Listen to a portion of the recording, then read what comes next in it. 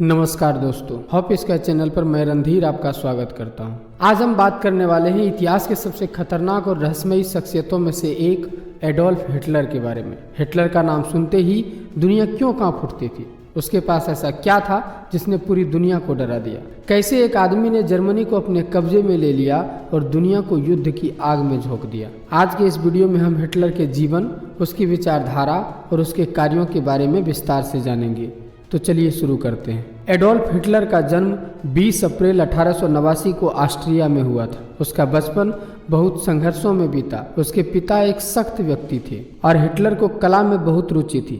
हालांकि उसकी कला की पढ़ाई में उसे सफलता नहीं मिली। प्रथम विश्व युद्ध के दौरान हिटलर ने जर्मन सेना में भर्ती होकर युद्ध में हिस्सा लिया। यहीं से उसके जीवन में एक बड़ा मोड़ आया। युद्ध के बाद जर्मनी की हार और वर्साई की संधि ने जर्मनी को आर्थिक और सामाजिक तौर पर तोड़ दिया। इसी माहौल में हिटलर ने राजनीति में कदम रखा। 1920 के दशक में हिटलर ने Nazi party national socialist German workers party को ज्वाइन किया और जल्द ही उसका नेता बन गया। उसने अपने भाषणों के जरिए जर्मन लोगों को प्रभावित किया। हिटलर ने जर्मनी की समस्याओं के लिए यहूदियों, कम्युनिस्टों और वर्साई की संधि को जिम्मेदार ठहराया। उसकी विचारधारा नस्लवाद और यहूदी विरोध पर आधारित थी। 1933 में हिटलर जर्मनी का चांसलर बन गया और उसने तानाशाही शुरू कर दी। हिटलर का मानना था कि जर्मन आर्यन नस्ल सबसे श्रेष्ठ है और यहूदी, समलैंगिक और अन्य अल्पसंख्यक समाज के लिए खतरनाक है। उसने फाइनल सॉल्यूशन, अंतिम समाधान की योजना बनाई जिसमें यहूदियों को व्यवस्थित तरीके से मारा जाना था। इसी योजना के तहत होलोकास्ट हुआ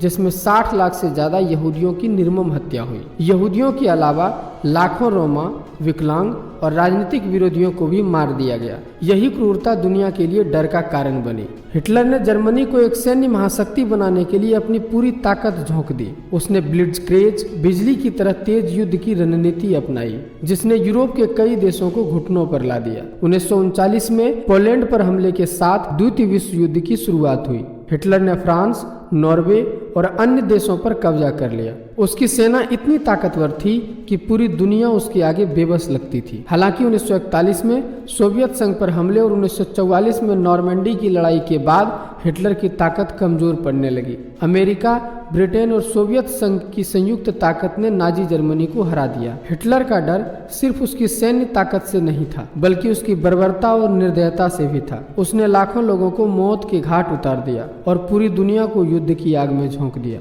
उसकी महत्वाकांक्षा और निरंकुशता ने दुनिया को यह एहसास दिला दिया कि अगर उसे रोका नहीं गया तो वह पूरी मानवता के लिए खतरा बन सकता है। 1945 में जब बर्लिन पर सोवियत सेना ने कब्जा कर लिया तो हिटलर ने आत्महत्या कर ली। उसकी मौत के साथ ही नाजी साम्राज्य का अंत हो गया। दोस्तों, हिटलर का इतिहास हमें यह सिखाता है कि नफरत और अत्याचार किसी भी समाज के लिए कितने खतरनाक हो सकते हैं। हमें अपने इतिहास से सीख लेनी चाहिए और एक बेहतर दुनिया बनाने की कोशिश करनी चाहिए। अगर आपको यह वीडियो पसंद आया हो तो इसे लाइक करें, शेयर करें और हॉप स्काई को सब्सक्राइब जरूर करें।